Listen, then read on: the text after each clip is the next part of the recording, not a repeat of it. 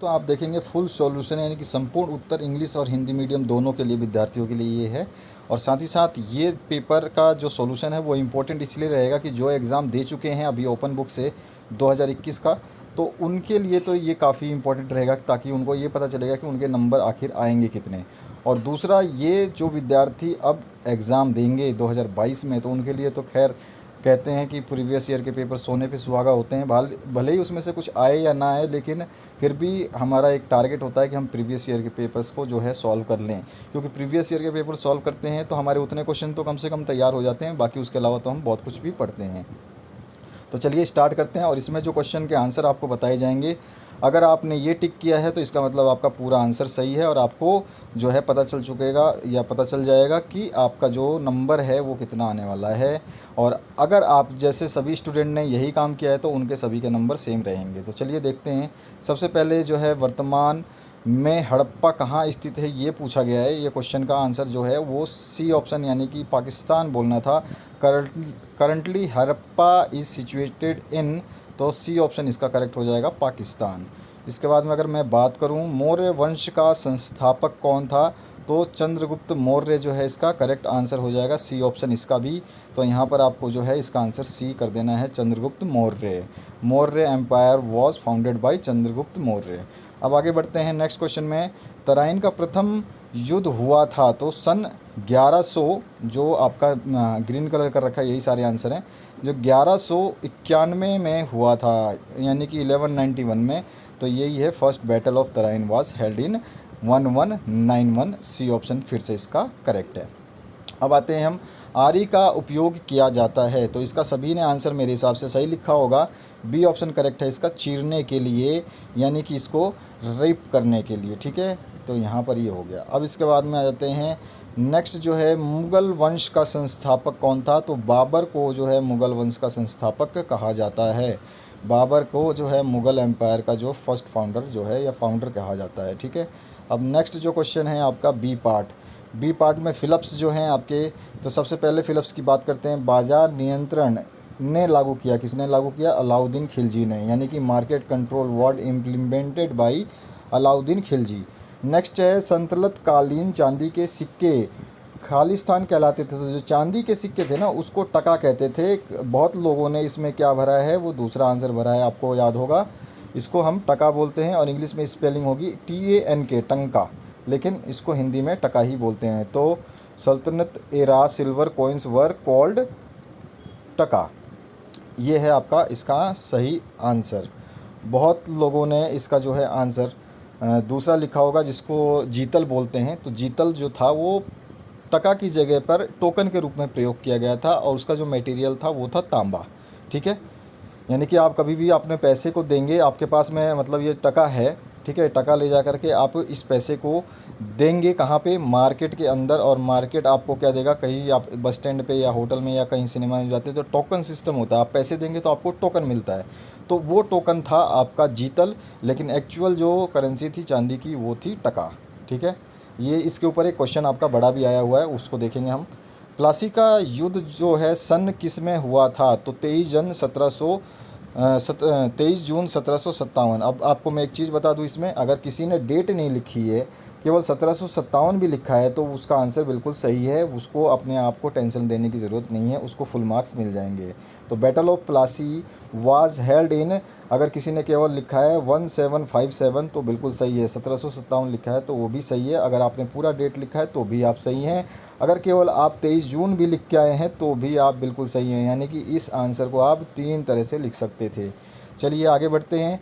ये पूरा का पूरा जो है आपकी बोर्ड आंसर की है, ध्यान रखना है आपको, जो इसमें लिखा है आंसर वो बिल्कुल सही है। इससे आपको, अगर आपका आंसर इससे मैच करता है तो इसका मतलब है आपको आंसर्स के जो है नंबर पूरे मिलने वाले हैं। नेक्स्ट है, यूरोप में औद्योगिक क्रांति का सर्वप्रथम खालिस्तान देश में हुई थी। तो सर्वप्रथम जो है औद्योगिक क्रांति वो हुई थी इंग्लैंड या ब्रिटेन में। तो दोनों में से आपने जो भी लिखा है, इंग्लैंड लिखा हो या ब्रिटेन लिखा हो, आप दोनों का आंसर बिल्कुल सही है।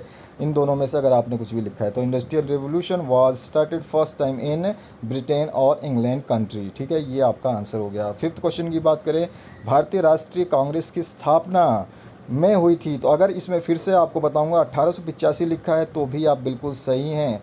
अगर आप 28 दिसंबर लिख के आए हैं तो वो गलत हो जाएगा। यहाँ पर आपको जो है वो सन पूछा है तो आप गलत हो जाते हैं, समझ में आए। ऊपर वाले में सन नहीं आपका, सॉरी, इसमें भी सन पूछा था तो सन इसमें भी लिखना था, ठीक है। 23 जून लिखने से काम बिगड़ जाता। तो यहाँ पर है आपका 28 दिसंबर नहीं लिखना था, 1885 लिखना था, या फिर टोटल आप जो है पूरी डेट लिखते 28 दिसंबर 1885, ठीक है।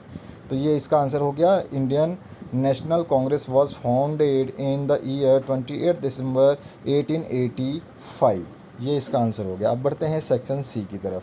सेक्शन सी में सती प्रथा का विरोध करने वाले जो पहले भारतीय थे वो कौन थे, तो राजा राम मोहन राय, ठीक है। Who was the first Indian oppose the sati pratha, तो राजा राम मोहन रॉय। नेक्स्ट जो क्वेश्चन है, स्वराज पार्टी की स्थापना किस सन में हुई थी, तो अगर आपने 1923 लिखा है तो आप बिल्कुल सही हैं, और आपने पूरी डेट लिखी है तो भी सही है, 1 जनवरी 1923, 1 जनवरी 1923 when was the Swaraj party founded. उसके बाद में आ जाते हैं नेक्स्ट क्वेश्चन की तरफ। तो नेक्स्ट क्वेश्चन में आपका नाजीवाद का विकास किस देश में हुआ, ये क्वेश्चन बहुत ही खास है, ठीक है। तो ये नाजीवाद जो है ये जर्मनी में हुआ है, क्योंकि ये बीच में आपके क्वेश्चन पूछा गया था नाजीवाद वाला ही, उसमें आता है पोर्शन। ऐसा नहीं कि नाजीवाद के नाम से पूछा गया था, लेकिन उसमें नाजीवाद आएगा। In which country Nazism was develop, तो इसका आंसर जर्मनी होता है। ये हो गया आपका आंसर। अब आगे बढ़ते हैं। प्रथम विश्व युद्ध की घटना आरंभ हुई थी, तो इसमें देखिए प्रथम विश्व युद्ध की घटना जो है 28 जुलाई 1914 को आरंभ हुई थी। तो आपने अगर डेट नहीं डाली है, 1914 भी लिख दिया है, तो भी आपकी जो है आपको आंसर मिल जाए, इसमें नंबर मिल जाएगा, लेकिन आधा मिलेगा, ठीक है। और बाकी तो ये जो दूसरी डेट लिखी है ये इसके समाप्ति की डेट है। तो जो स्टूडेंट अपनी तैयारी कर रहे हैं तो अब उनको ध्यान रखना है कि समाप्त कब हुआ था, ठीक है। स्टार्ट हुआ था 28 जुलाई 1914 को, ठीक है, फर्स्ट वर्ल्ड वॉर। उसके बाद में मास कम्युनिकेशन क्या है, तो मास कम्युनिकेशन में कई लोगों ने थोड़ा सा आंसर बहुत गलती कर दी है, इसमें बहुत लोगों के आंसर्स जो हैं गलत हैं। तो सबसे पहले इसका आंसर हो जाएगा बहुत बड़े स्तर पर सूचनाओं का आदान प्रदान ही संचार, जनसंचार कहलाता है। और हिंदी में जो मास कम्युनिकेशन है, इसको हम इस मास कम्युनिकेशन को यहाँ पे भी हिंदी नहीं लिखा, यहाँ पे इसका मेन हिंदी जो होता है वो होता है जनसंचार, ठीक है। तो जनसंचार का मतलब होता है मास कम्युनिकेशन। अब समझ में आया आपको, तो अब चलिए ध्यान से देखते हैं। तो बड़े स्तर पर सूचनाओं का आदान प्रदान ही जनसंचार कहलाता है। व्यापक स्तर पर संचार करने के माध्यम जैसे radio, television, newspaper, social media, जो ये हैं इन्हीं को हम क्या कहते हैं, मास कम्युनिकेशन कहते हैं, ठीक है। अब आगे बढ़ते हैं नेक्स्ट क्वेश्चन, इसी का इंग्लिश वर्जन पे। तो mass communication is the process of imparting exchanging information through mass media, यानी मास मीडिया कौन सी है, यही रेडियो, टेलीविज़न या न्यूज़पेपर से to a large segment of the population, बड़ी जनसंख्या के घनत्व के ऊपर जो होता है, ठीक है। ये हो गया आपका मास कम्युनिकेशन। इसके बाद आते हैं, अगर आपने इससे मिलता जुलता भी आंसर लिखा है ना तो आपको पूरे मार्क्स मिलेंगे, लेकिन आपको एक डेफिनेशन लिखनी थी, इसमें केवल आप जनसंचार लिख देते तो आपका आंसर गलत हो जाना था। सही जोड़ियाँ मिलाने की बात करें तो सबसे पहले क्वेश्चन में शीत युद्ध को मिला देना था आपको रूस अमेरिका से, और राजधानी परिवर्तन जो है ये मोहम्मद बिन तुगलक के द्वारा किया गया था। उसके बाद में रामचरित्र जो मानस है इसको लिखने वाले तुलसीदास थे, और सांची जो है ये एक वास्तुकला स्तूप है। और उसके बाद में ताजमहल तो सभी जानते हैं, मोहम्मद का किला कहा जाता है, मोहब्बत का, शाहजहाँ ने बनवाया था, ठीक है। काफ़ी पैसे खर्च कर दिए थे, इनके पास थे तो खर्च कर दिए इन्होंने। अब आगे बढ़ते हैं मैच द फॉलोइंग का जो इंग्लिश वर्जन है वो, तो कोल्ड वार को आपको रशिया और अमेरिका से, शिफ्ट ऑफ कैपिटल जो है आपको मोहम्मद बिन तुगलक लिखना जो है उससे मिलाना था। उसके बाद में रामचरितमानस जैसे तुलसीदास, और उसके बाद में सांची यानी कि आपका वास्तु कला स्तूप, उसके बाद में ताजमहल जो है शाहजहाँ, इस तरह से आपको मिला देना था और यह आमने सामने उत्तर लिख देना था। अब आ जाते हैं हम वेद शब्द से आप क्या समझते हैं, तो सभी ने लगभग एक ही वर्ड में आंसर लिखा होगा, और कई लोगों ने लंबा आंसर जो है एक लाइन में लिखा होगा। तो दोनों ने अगर यहाँ पे ग्रंथ के बारे में लिखा है तो बिल्कुल सही है। वेद यानी कि प्राचीन भारत के पवित्र साहित्य या ग्रंथ हैं। अगर किसी ने लिखा है पवित्र साहित्य है तो भी सही है, अगर किसी ने लिखा है पवित्र ग्रंथ है तो भी सही है, जो हिंदुओं के प्राचीनतम और आधारभूत धर्म ग्रंथ भी हैं, ठीक है। इसी का इंग्लिश वर्जन जो है द संस्कृत टर्म वेद, वेद क्या है, ये जो संस्कृत टर्म है as a common noun means knowledge, यानी कि जो आपका क्या है, इसका नॉलेज का मतलब बहुत जो आपके पास ज्ञान है, विज्ञान है, विद्यान है, आपके पास जो पूरी की पूरी संसार को समझने की ताकत है, इस टाइप के जो नॉलेज रखते हैं उनको हम वेद कहते हैं, ठीक है। इसके बाद में अगर हम बात करें नेक्स्ट क्वेश्चन की, तो यहाँ पर अब कुषाण वंश का प्रसिद्ध शासक था, तो इसका कनिष्क आंसर बिल्कुल सही है, जिसने भी ये लिखा है उसका सही है। उसके बाद में चौथा जो क्वेश्चन है इसमें पूछा गया आपसे, कश्मीर का अकबर जो है वो किसे कहते हैं, तो कश्मीर का जो अकबर है वो जैनुल आबेदीन को कहा जाता है। जैनुल आबेदीन, अगर किसी ने ये केवल इतना वर्ड भी लिख दिया है ना जैनुल आबेदीन, तो उसका आंसर बिल्कुल सही है, घबराने की ज़रूरत नहीं है। तारीख ए मुबारक शाह की रचना किसने की थी, तो इसका जो है क्या था, याहिया बिन अहमद सिरहिंदी ने। ठीक है, अब ये आपका इंग्लिश में भी यही लिखना था। अब इसके बाद में हम बात करते हैं अगले क्वेश्चन की, तो छठा क्वेश्चन है, अमीर सुखरो द्वारा किस वाद्य यंत्र का आविष्कार किया गया, तो इसका सिंपल सा एक ही आंसर था सितार। अगर किसी ने सितार लिख दिया है तो वो बिल्कुल 100% सही है, उसको कोई भी नहीं रोक पाएगा। 1 नंबर, ये 2 नंबर है आपका, 2 नंबर लेने से, केवल सितार लिखने से। तो ये है Aamir Khusro is credited for invention of sitar, या फिर हम लिख सकते थे सितार जो है, और वीणा ईरानी तंबूरा तो ठीक है कोई बात नहीं, मेन सितार था। सितार जो है वो आपका यानी कि सितार क्या है, वीणा और ईरानी तंबूरा का मिश्रण है। इसका आविष्कार आमिर खुसरो ने किया था। अब इसके बाद में आ जाते हैं प्लासी के युद्ध के क्या कारण थे, तो प्लासी के युद्ध के बहुत सारे कारण थे, एक कोई कारण नहीं था, इसमें पूछा भी नहीं है कि कोई एक कारण या 2 कारण बताओ। तो उसके हिसाब से आपको जो इसके जो भी कारण थे वो लिखने थे, जैसे कि 1756 में सिराजुद्दौला को कलकत्ते के कोर्ट में विलियम पर आरंभिक आक्रमण तथा कब्जा जो हुआ था वो हो गया था। भारत में मुगल शाही निर्यात व्यापार दस्तकों जो 1717 में ब्रिटिश को दिए गए वो आंतरिक व्यापार के लिए। ठीक है, अब उसके बाद में आंतरिक व्यापार के लिए गैर कानूनी प्रयोग जो है उसका भी हमने था वो। उसके बाद नवाब के दरबार में अंग्रेजी साहित्य हस्तक्षेप और नवाब की अनुमति के बगैर कोर्ट विलियम किले की किलेबंदी एवं सस्तीकरण, ये सारी चीज़ें जो थी ये आपको लिखना था। अगर आप इनमें से मिलता जुलता इसका आंसर अगर आप लिख चुके हैं तो बिल्कुल आपको पूरे मार्क्स मिल जाने हैं इसमें। ठीक है, अगर आपने थोड़ा बहुत इससे हल्के 1-2 पॉइंट इसमें से लिखा है तो आपको जो है 1 नंबर मिलेगा।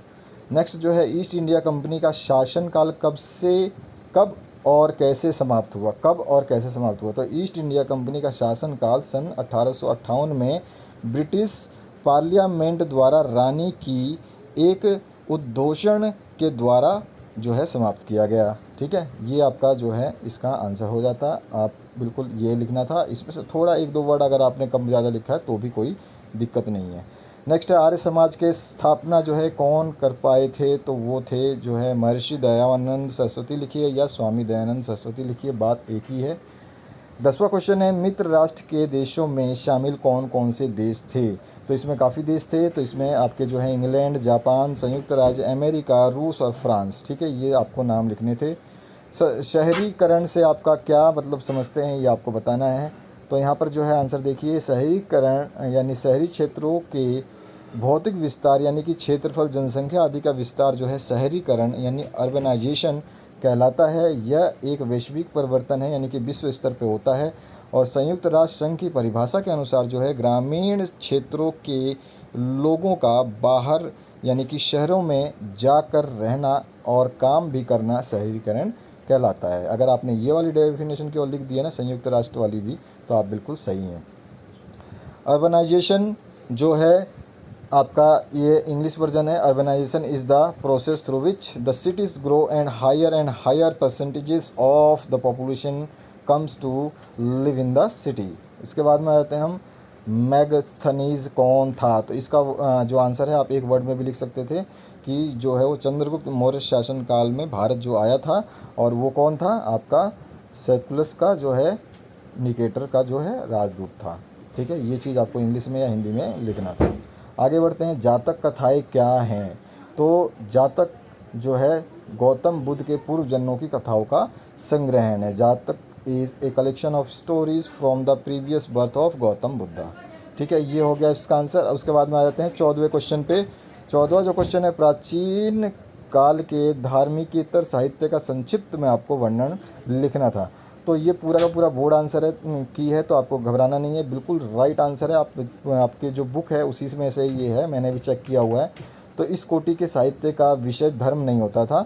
इस वर्ग में धर्मशास्त्र वे संहिताएं आती हैं जो विभिन्न सामाजिक समुदायों के कर्तव्यों का विधान करती हैं। ठीक है, इस तरह से फिर आपको आगे जो है ये सब लिख सकते थे, दंड किसके किसके लिए है। तो ये आपको जो है इसका आंसर लिखना था। 13 तक आपके जो आंसर से 2 से लेकर 13 तक वो 2-2 नंबर के थे, और यहाँ से जो आपके आंसर से वो 3-3 नंबर के स्टार्ट हो गए हैं। पूरा का पूरा जो चीज़ है वो ऊपर लिखा हुआ है पेपर के अंदर, आप देख सकते हैं। उसके बाद में आते हैं प्रतीकात्मक मुद्रा के सिद्धांत का वर्णन करना था। तो इसका था सिंपल सा, जो चांदी की कमी से निपटने के लिए चांदी के सिक्कों यानी टका, देखो मैंने आपको रिक्त स्थान बताया था वो आ गया ना, चांदी के सिक्कों क्या कहते थे, टका के स्थान पर सुल्तान ने तांबे की मुद्रा, जिसको आपने भर दिया है जीतल, वो तांबे की मुद्रा थी, जीतल प्रचलन में शुरू की। उन्होंने क्या करा, इसको प्रतीकात्मक मुद्रा मतलब फ़ोटो कॉपी चलाना, मतलब उस पैसे की जगह दूसरा कुछ चला देना। तो ये जो है टोकन करेंसी का मतलब, ये टोकन करेंसी का मतलब वही जो मैंने आपको बताया था कि आप कहीं भी जाते हैं तो पैसे देते हैं और पैसे के बदले में टोकन लेते हैं, लेकिन उस टोकन की वही वैल्यू होती है जितने आपने पैसे दिए। यानी कि आपने 10 रुपये का टोकन लिया है तो आपको टोकन भी वो 10 रुपये वाला ही मिलेगा। आप कहीं जाओगे किसी को दोगे दुकानदार को, उसी के मतलब अंदर एरिया में, तो आपको 20 रुपये की चीज़ उसमें नहीं देगा, यानी कि वो उसको करेंसी को रिप्लेस किया उसने।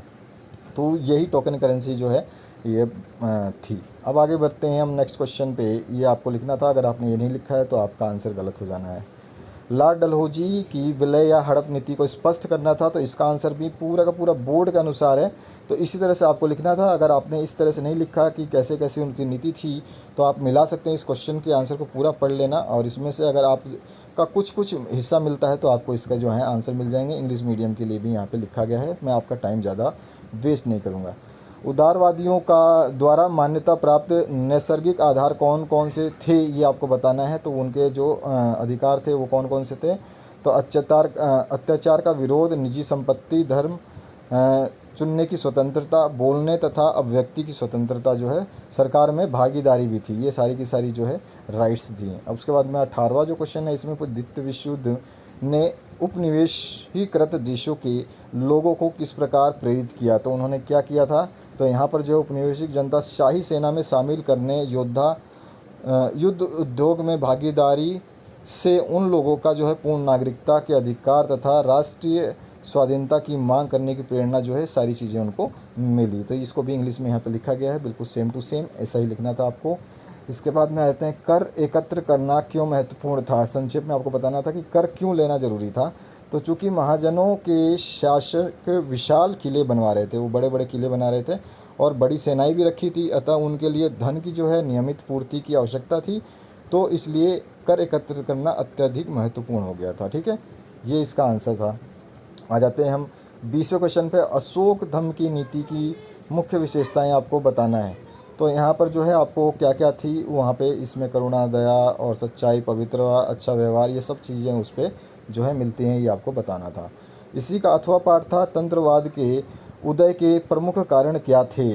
तो आपको जो है पूरी की पूरी रामायण जो है इसके बारे में, रामायण का मतलब इसके बारे में जो सही चीज़ है वो लिखनी थी, और उसी के हिसाब से आपको जो है इसके नंबर मिलेंगे। आप यहाँ पे देख सकते हैं, ये पूरा का पूरा बोर्ड सॉल्यूशन है। इसके बाद आते हैं 21वां क्वेश्चन, जो है सूफी शिक्षाओं को समझाना था। तो सूफी शिक्षाएं जो हैं वो कैसे कैसे मतलब लागू की गई थी।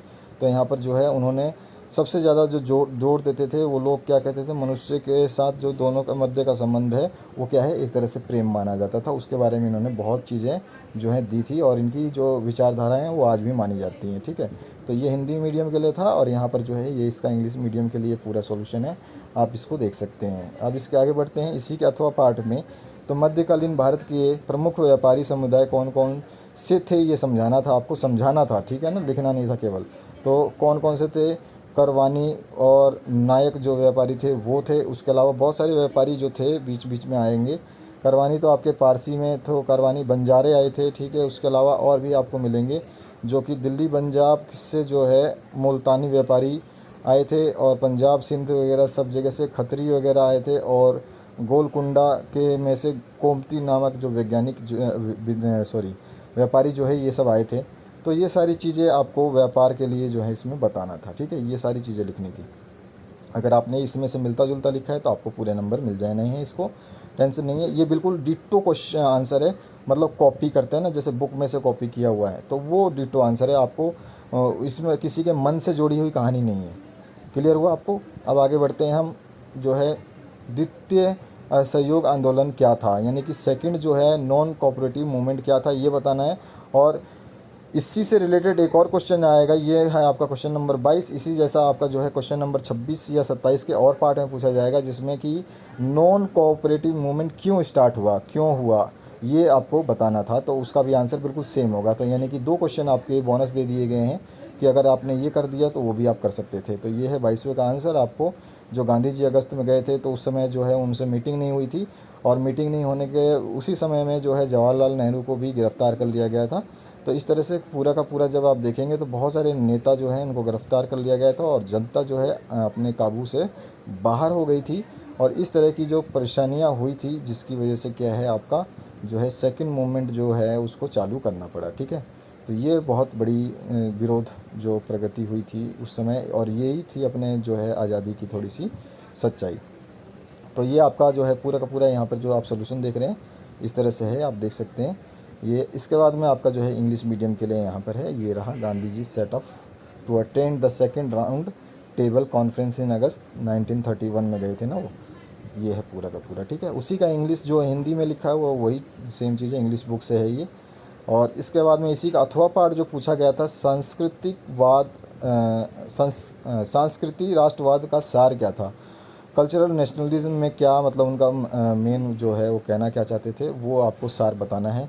तो यहाँ पर 19वीं सदी के जो प्रवक्ता और सुधारक और ब्रह्म समाज के जो संस्थापक थे राजा राम मोहन राय, उनके द्वारा जो है गठित ये है पोशाक पहनना, ये सब चीज़ें इसमें बहुत ज़्यादा ध्यान दी गई थी। और उन्होंने इनकार कर दिया था लोगों ने कि हम ब्रिटिश की चीज़ों को जो है हम यूज़ नहीं करेंगे, और ये बहुत बड़ा एक उस समय अपने आप में बड़ी बात थी।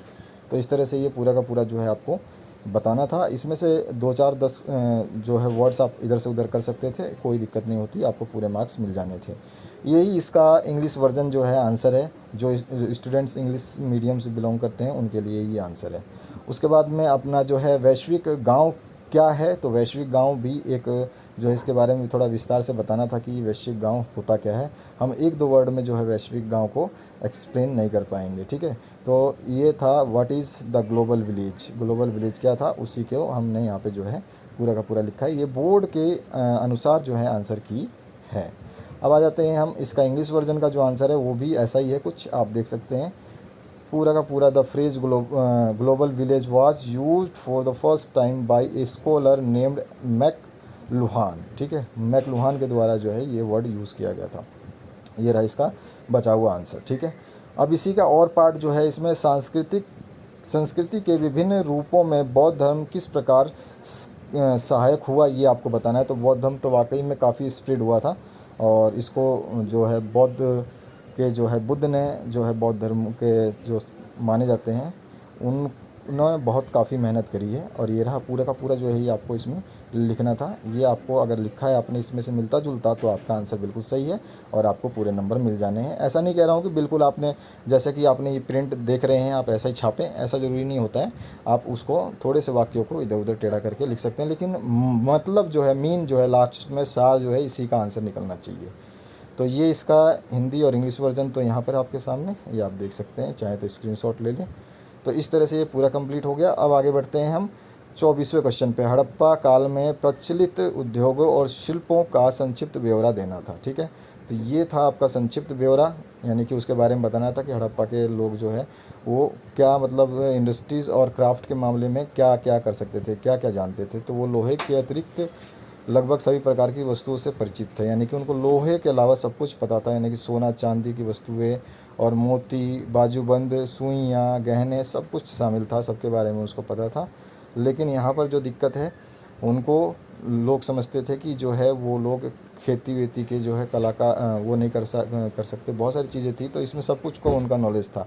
बस एक ही चीज़ जो है इनके बारे में नहीं पता थी कि इन्होंने शायद घोड़ा नहीं देखा होगा। बस ये एक चीज़ जो है अभी तक मतलब वहाँ पे इनकी सभ्यताओं में घोड़े के पंजों के निशान जो है वो नहीं मिले हैं। तो ये पूरा का पूरा हिंदी वर्जन इसका आंसर, और ये रहा नीचे की तरफ इंग्लिश वर्जन। ठीक है, तो घोड़े के जो है आपके निशान नहीं मिले हैं इनकी सभ्यता में, बाकी सभी जानवरों को लगभग मिल गए हैं। तो मानते हैं कि उस समय इन्होंने घोड़ा नहीं देखा होगा। तो प्राचीन आर्यों के जीवन में कृषि का क्या महत्व था, ये आपको बताना था कि आर्यों के जो टाइम में कृषि का क्या महत्व था, तो आर्य उसको क्या मतलब कहते थे।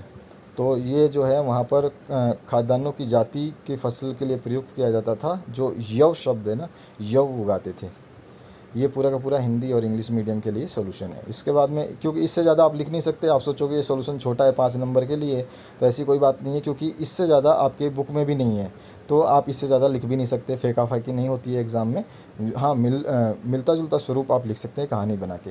उसके बाद में आता है 25वां जो क्वेश्चन है, ये describe the major strategies of national development. तो यानी कि प्रमुख नीतियों का वर्णन करना है जो राष्ट्रीय विकास है उसका।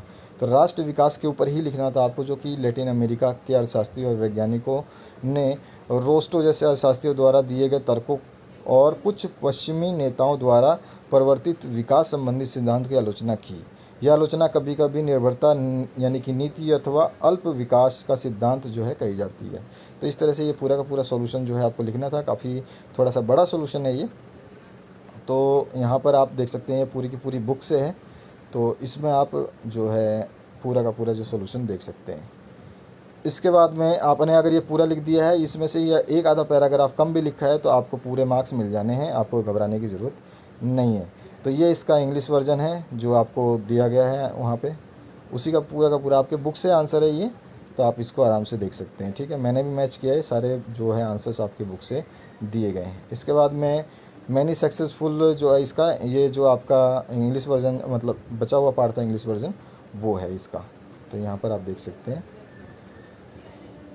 आगे बढ़ते हैं इसके और पार्ट में। तो आपको बताना था 20वीं सदी के दौरान विज्ञान और प्रौद्योगिकी में हुआ अद्भुत विकास जो है एक अमिश्रित वरदान नहीं था, ये समीक्षा आपको करनी है। तो उस समय क्या है कि ये आपके बॉम्ब वगैरह ही बने थे ना, वो बहुत बड़ी समस्या हो गई थी। ठीक है, चलो, तो इसके बारे में थोड़ा सा आपको जो है लिखना था। बहुत सारी चीज़ें इसने दी, जो कि ये जो सारी की सारी जो चीज़ें जो विभिन्न देश जो हैं आपस में थोड़े से जो है एक दूसरे से वो कहते हैं ना हथियारों की ताकत वगैरह में आ गए, तो बहुत सारी चीज़ें इसमें गड़बड़ हुई। ये है इसी का इंग्लिश वर्जन, यहाँ पर आपका लाइन वाइज कंटिन्यूस पूरा। तो आपका एक भी क्वेश्चन नहीं छूटेगा, अथवा वगैरह के सबके आंसर्स इसमें हैं। तो ऐसा नहीं है कि आप सोचेंगे कि केवल एक क्वेश्चन का किसी का भी आंसर दे दिया होगा।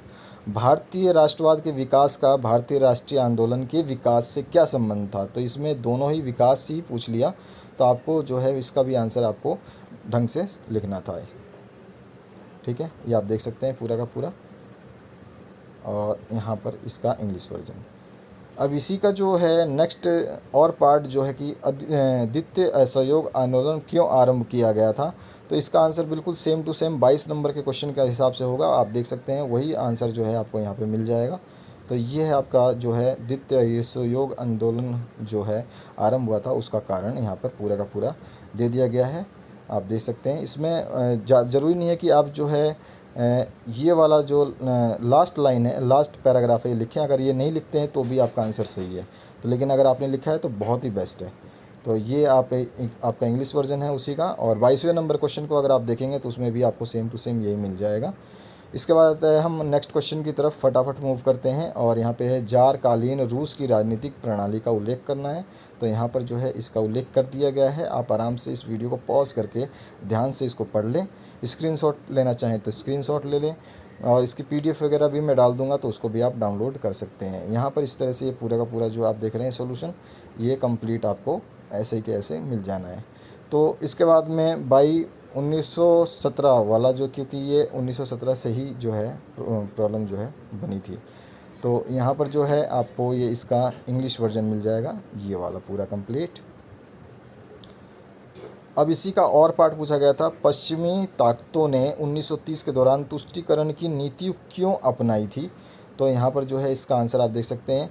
तुष्टीकरण जो है उसकी नीति जो अपनाने के कारण थे, जापान का जो है ये वाला, जापान ने मैनचूरिया पर आक्रमण कर दिया था। ठीक है, इसके बाद में इटली का इथोपिया पर कब्जा जो था, ये चीज़ थी।